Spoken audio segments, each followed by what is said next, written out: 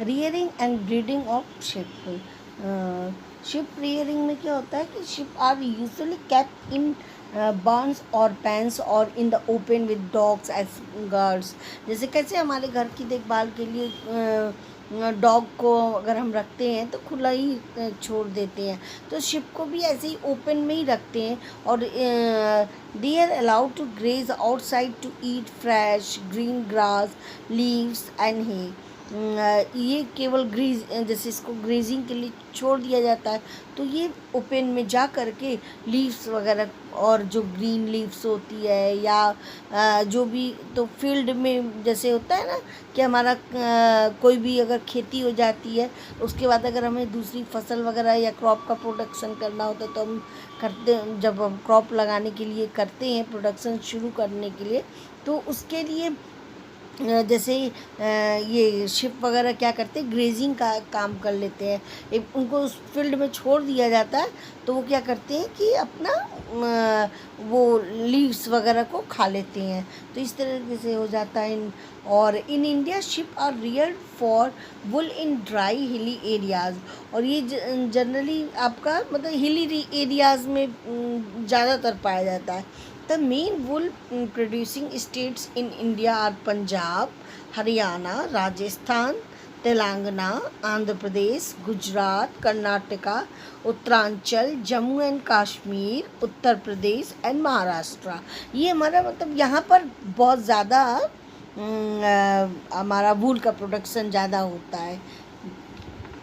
इसको अब जैसे कि मान लो कि वुल का प्रोडक्शन हो रहा है, फिर वो जैसे हमारा नेक्स्ट टॉपिक अब आता है प्रोसेसिंग फाइबर्स इनटू वुल। अब जैसे क्या क्या प्रोसेस होता है जो हम मतलब कि वुल से हम कैसे मतलब उसको कैसे हम मतलब पूरा मार्केट तक उसको कैसे ला सकते हैं। जैसे कि केवल शिप को से हम कैसे निकालते हैं, फिर उसको फैक्ट्री तक कैसे ले जाना, उस वो डायरेक्ट तो जाएगा नहीं, उसके लिए कई प्रोसेस से हमें गुजरना होता है। तो उसके लिए हमारा सबसे पहला होता है शेयरिंग। सबसे पहले क्या होता है कि जब जैसे हमारा ये जैसे शिप के जो हेयर होते हैं उसी से तो वुल बनता है, तो वो हम ना 2 या 3 टाइम्स तक होल ईयर में हम उसके बाल को निकाल सकते हैं। इसलिए क्योंकि जैसे मान लीजिए विंटर में तो वार्म रखने के लिए उसको खुद मतलब ज़रूरी होता है, स्किन के ऊपर हेयर नहीं रहेंगे तो ठंड लगेगी, तो इसलिए उस टाइम तो नहीं कट करते हैं। लेकिन उसके आगे जैसे स्प्रिंग का है, ऑटम है, तो इन मंथ में क्या होता है कि इसके हेयर को उसको धीरे धीरे क्या करते हैं कि निकाल लेते हैं। और उसमें उनको कोई मतलब प्रॉब्लम भी नहीं होती है, क्योंकि वो उनका बेकार ही होता है, क्योंकि विंटर में तो उनको अब हेयर की ज़रूरत होगी क्योंकि बॉडी उनका कवर रहेगा तो उनको वार्म करेगा। लेकिन ऐसे मौसम में तो वो गर्म करेगा, मान लो आप समर है या स्प्रिंग है या उस टाइप के वेदर में, तो वो उनको उनके लिए यूज़फुल नहीं होता है। तो वो क्या होता है जैसे कि कैसे हमारे पेरेंट्स में पापा हैं या अंकल होते हैं, वो लोगों को हेयर कट होता है या हेयर कट वगैरह होता है तो उनको प्रॉब्लम नहीं होती है ना। तो उसी तरीके से इसी शिप वगैरह को, शिप है या इस तरह के कई जो हमारे इस जैसे अंगोरा गोट है, क्रैबिट है, कैमल है, मतलब कि इसके, तो वो क्या करते हैं कि उसको हेयर को जो निकालने का जो हमारा वर्क होता है, निकाला जाता है, वो हमारा प्रोसेस शेयरिंग में आता है। The process by which fleece is removed from the body of an animal is called sharing. तो हमारा आप लोगों को समझ में आ गया ना कि मतलब जो भी उसकी बॉडी से जो हेयर को बाहर निकाला वो हमारा प्रोसेस क्या हुआ, शेयरिंग का हुआ।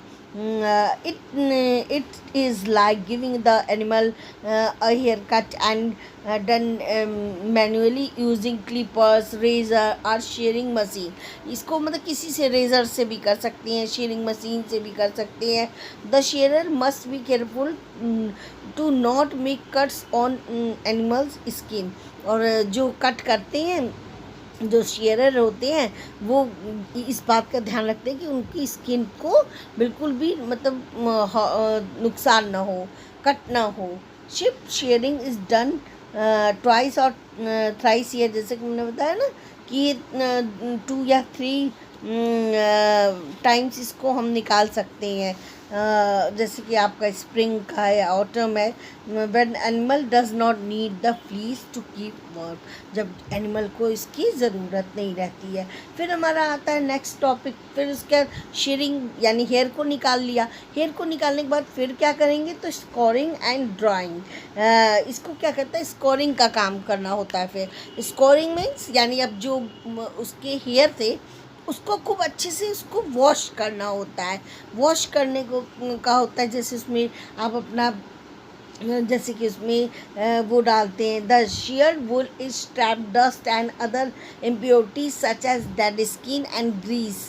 It is thoroughly washed in hot water with mild detergent, जो मतलब उसमें हल्का सा डिटर्जेंट वगैरह का यूज़ करके पहले उसको वॉश करते हैं।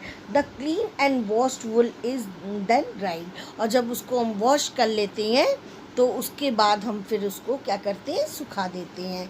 फिर हमारा काम होता है शॉर्टिंग का। शॉर्टिंग क्या होता है, जैसे ये स्कोरिंग के बाद का प्रोसेस होता है। The hairy skin is sent to a factory where hair is different texture और सेपरेटेड और शॉर्टेड। यानी कि क्या होता है कि जैसे कि मान लो कि जो हेयर निकाला गया है और स्कोरिंग होगी, जैसे उसको धोने होने के बाद फिर हम उसको उसके टेक्सचर को मतलब देखा जाता है कि कौन सा अच्छा है।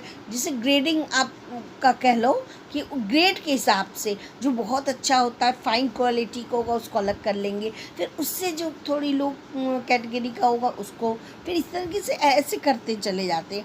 तो इसको हम कहते हैं सॉर्टिंग, ठीक है, इस टर्म्स को हम सॉर्टिंग कहते हैं।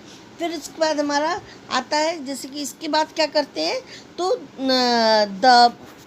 the small fluffy fibers called burrs are picked out from the hair.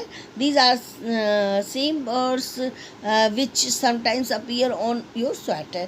और फिर अब जैसे कि कुछ चीज़ें होती हैं, जैसे इसको क्लीन वगैरह जब हो गया तो इसको क्या करते हैं कि स्वेटर बनाने के लिए अब हम यूज़ कर सकते हैं। लेकिन उसके बाद फिर क्या करते हैं कि जैसे जब पूरा ये पहले ग्रेडिंग के अकॉर्डिंग पहले अलग कर लेंगे, फिर उसके बाद हमारा रोलिंग करते हैं, इसको रोल करते हैं। फिर इसको कई जैसे हमें कलर इस फुल इसको बनाना होता है, जैसे हमारा ब्लैक, वाइट, ये तो हमारा प्योर होता है, ब्राउन है आपका। लेकिन जैसे और भी मार्केट में आपने देखा होगा ना, कई वैरायटी के वुल होते हैं, तो वो कैसे होते हैं, तो उसको क्या करते हैं, डाई कर देते हैं। उसको जब डाई करके मतलब उसको फिर सुखा देते हैं, तो इस तरीके से हमारा वुल तैयार हो जाता है।